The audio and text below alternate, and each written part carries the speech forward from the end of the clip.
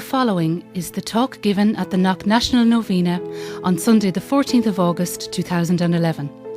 The speaker is Monsignor Joseph Quinn, and the theme is The Life and Times of Monsignor James Horan.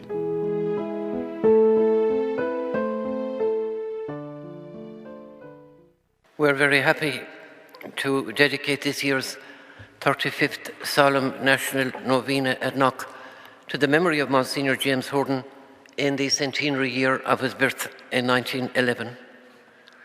And when I reflect on Monsignor James and on his life and times, I am reminded of the well-known lines from Henry Longfellow's poem, A Psalm of Life. Lives of great men all remind us we can make our lives sublime, and departing leave behind us footprints on the sands of time. Monsignor James Horan certainly left footprints on the sands of time, footprints that will be there for generations to come.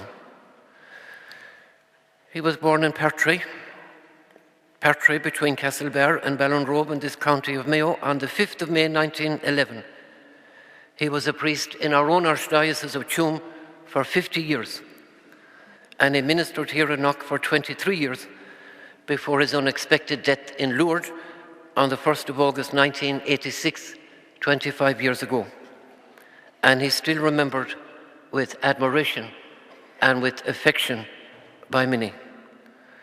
And even though it's more than 30 years ago, I still have vivid memories of Monsignor James proclaiming the first reading at the Mass here in Knock, celebrated by the now Blessed Pope John Paul II, the same word of God that was proclaimed a few minutes ago. I was standing beside him at the ambo, and I thought the Monsignor read two lines from the reading with particular intensity and feeling. I have taken root in a privileged people, in the Lord's property, in his inheritance. Because in many ways the Monsignor was a very rooted man. He was rooted in his native place, in Partry, and in his family, to whom he was very close.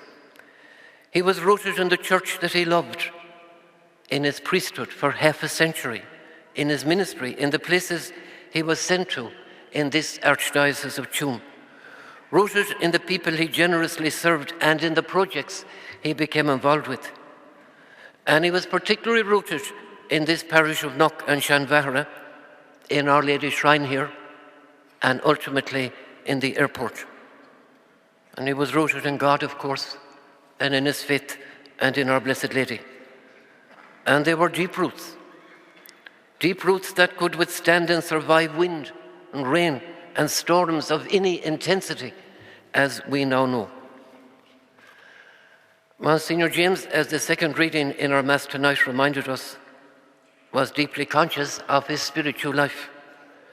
He realized that, like all of us, he was on a pilgrim journey through life, and he cared for his soul, and he nurtured his relationship with God all his life. And like Mary in tonight's Gospel, who was there for her cousin Elizabeth in her time of need, Monsignor James was there for his people, for Knock Shrine, for his native county and province, if there was a need of any kind, spiritual or temporal. Speaking at the Monsignor's funeral Mass here in the Basilica on the 5th of August 1986, the Knock native, then Archbishop of Tuam, Archbishop Joseph Conan, he quoted lines from St. Paul's first letter to the Corinthians about the gifts of the Holy Spirit that are given to us all. And he continued, all Christians share in these gifts, and all are called to respond to them, each in their different way. But once in a while we're privileged to witness a follower of Christ who seems to have been given a very special measure of God's gifts, and whose whole life and work are illuminated and inspired by a special outpouring of the Spirit.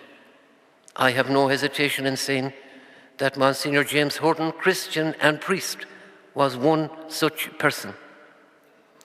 Few people are given the variety of gifts that he had, Few have used their talents as fully and unsparingly as he did. Now, Archbishop Conan knew Monsignor James extremely well. They were contemporaries and good friends. It was 1977, and Monsignor Horan decided to commence an annual solemn novena here at Knock each August. I was a young curate in one of the parishes of our archdiocese at the time, and the Monsignor asked me to assist with the organisation of the novena and the preparation of the novena prayers and brochure. And I continued to be involved with the novena each year until I was transferred to Tuam some 9 years later. I worked alongside Monsignor's collaborators in Knock at the time, Fathers Frank Fahey and Paddy Mooney, and I suppose little did I know then that I would eventually be here in Knock itself again. And here we are at the novena 34 years later. You might say faith, providence, and action indeed. And I suppose it was really during those years that I got to know James Horan, the family man, the pastor, the man of vision and action with a plan, the man of faith and spirituality, the role model for many priests at that time, the man who was in a hurry. And as a young priest at the time, I must say I took notice. He was in his mid-60s. He was a Knock for 14 years. People in other walks of life, they'd be retiring, not James Horan. He was in his prime and was already well into implementing his vision and his dreams for his beloved Knock. And it was very obvious to me that here was a man who knew his goals and he aspired to them. He enunciated his principles and he stuck to them. He set his objectives and he worked for them with single-minded enthusiasm and commitment. And not just for the shrine, but for the parish and its people as well. Because Monsignor James passionately believed that a pastor should become involved in the growth and development of the parish at every level. He saw this as a natural corollary to his liturgical and pastoral ministry as parish priest. Now, in 1977, the airport was yet only a dream. And when he became parish priest, Monsignor James realised that Knock, as the national Marian shrine, that it had a great future and that it had a major role to play in the life of the church in our country. And he knew that the shrine required facilities, infrastructure, so that people could have a memorable, a prayerful, a healing, a reconciling, peaceful pilgrimage to Our Lady's shrine. I'm sure he often thought that the Pope of the day might come for the centenary of the apparition in 1979. The late Dame Judy Coyne often reminded him of that possibility and certainly kept that item on her agenda. And with breathtaking speed, Monsignor James spearheaded a programme of building and development at the shrine and in Knock itself. The details, they're well known. All you have to do is just look around the 120 acres of the shrine complex. His opus magnum, this Basilica, dedicated to Our Lady Queen of Ireland. And he took huge interest in the preliminary landscaping of the shrine grounds. Roses were his favourite flowers, and so we have decided to create a rose garden in the shrine grounds in his memory in this centenary year of his birth. And in conjunction with local people and Mayo County Council, he became involved in the development of Knock Village, worked with the institutions and departments of state at national and local level. And because he was a man in a hurry, there was no one better to twist an arm or bend a rule or cut through, in his perception, unnecessary red tape, but ultimately for good purpose, for Our Lady Shrine here at Knock and for the glory of God. And one of the great days in Monsignor Horan's life was the 30th of September 1979, the day he welcomed Pope John Paul II to Knock Shrine, the pilgrim Pope from Poland at Knock for its centenary, the goal of his journey to Ireland. And as you know, that day the Pope raised this church to the status of Basilica. He presented the golden rose to the shrine. He blessed the statues in the Apparition Chapel. It was the ultimate recognition. And Knock took its rightful place among the great Marian shrines of the world. James Horan was a very proud man that September day.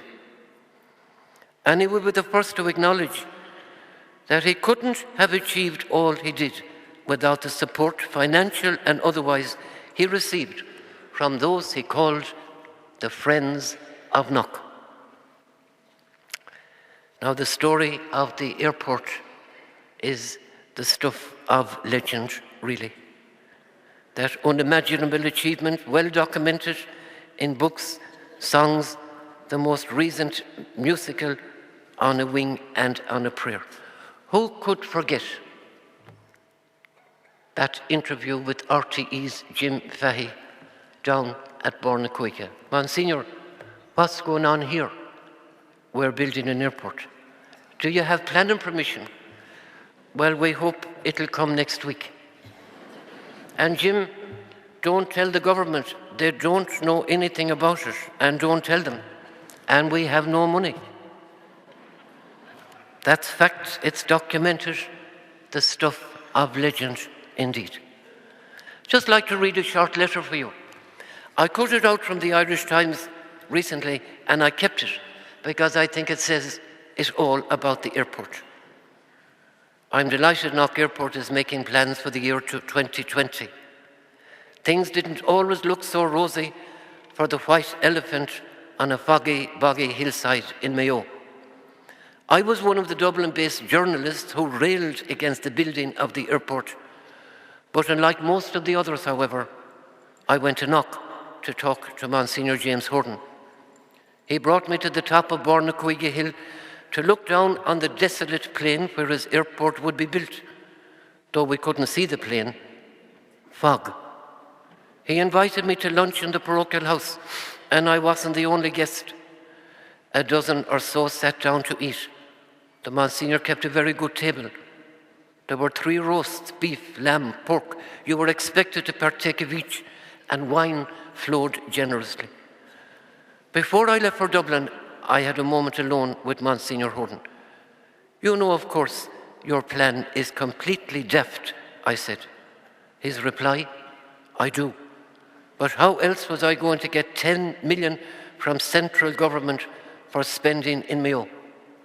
If I asked for the money for something else, I wouldn't have got it. So Monsignor Horan and I agreed he was embarking on a doomed project. I'm glad we were both proved wrong.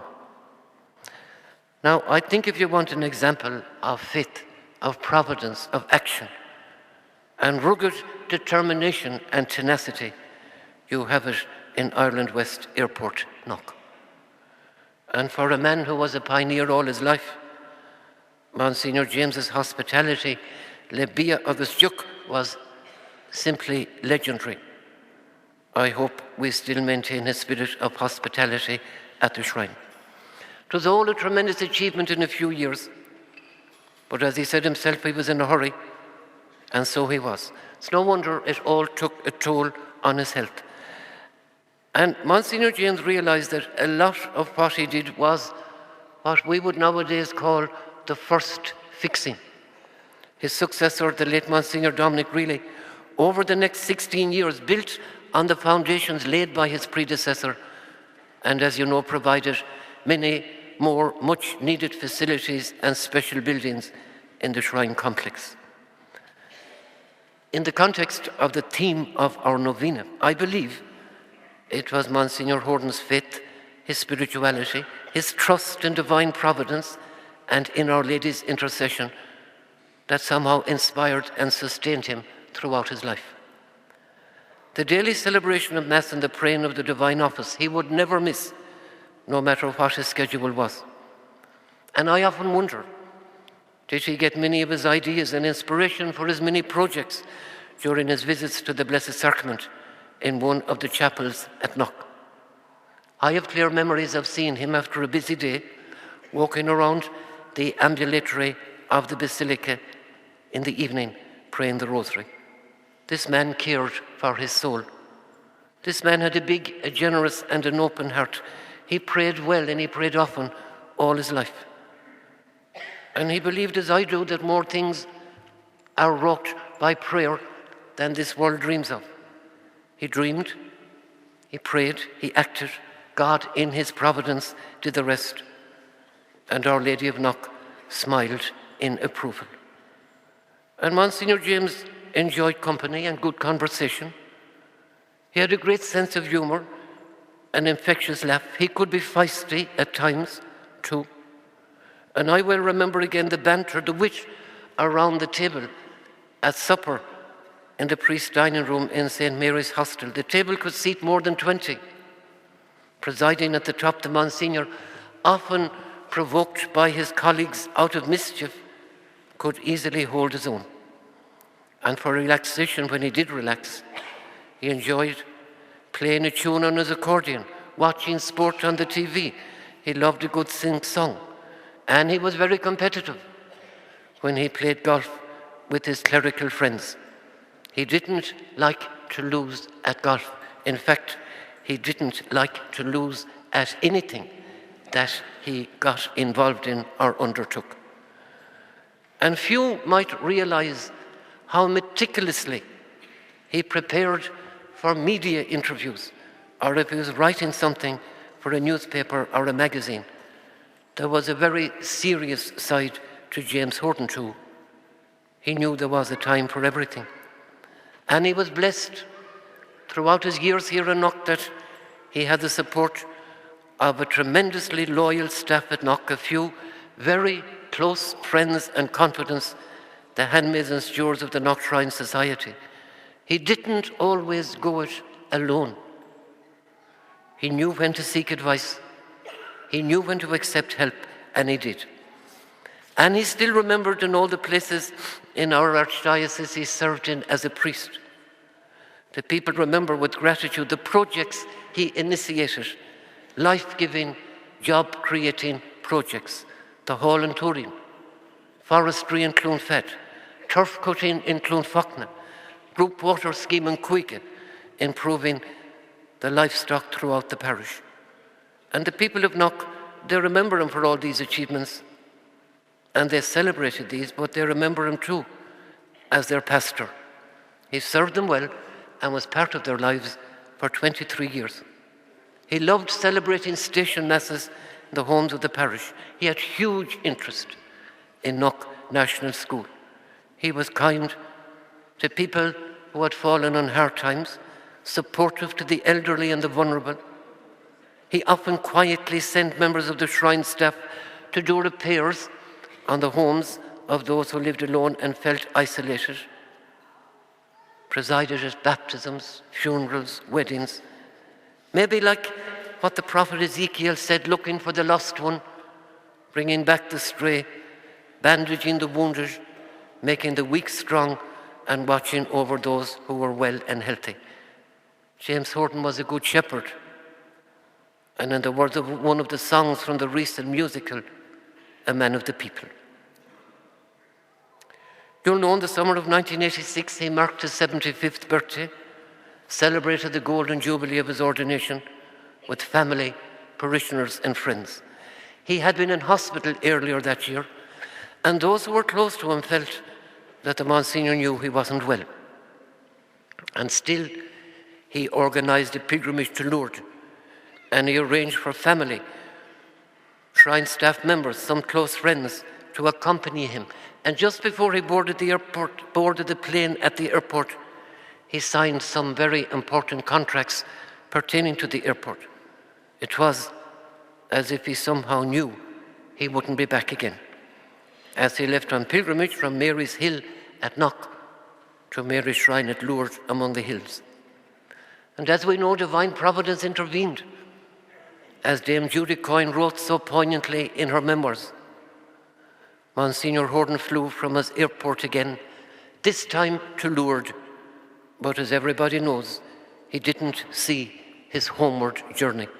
In the twinkling of an eye, Our Lady called him to herself while he slept for what must have been for him the perfect homecoming. It was the 1st of August, 1986. And what a homecoming it was. His coffin was the first to be flown into Knock Airport, and I suppose you could well ask, is there a divinity that shapes our ends? So many people at Knock, and indeed all over the country and beyond, they were shocked, upset, grieved at the Monsignor's unexpected death. I was privileged to be involved in his funeral liturgy. And was it providential that his body was received into this basilica by his successor, Monsignor Dominic Riley, on the feast of the Cure of Ars, the patron saint of pastoral clergy. And his funeral mass and burial were, of course, a national event. So many came to say a prayerful farewell to someone they admired, respected, and send them on his final journey back to the God he served so well.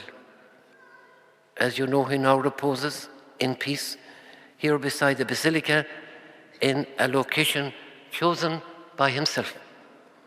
And I have no doubt that he's keeping a watchful eye on Knock Shrine, Knock Parish and its people, and the airport of which he was so proud, and which is his legacy to his native county and province.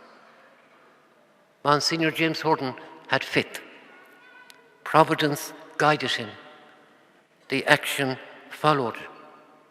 He left footprints on the sands, and we give thanks to God. Amen.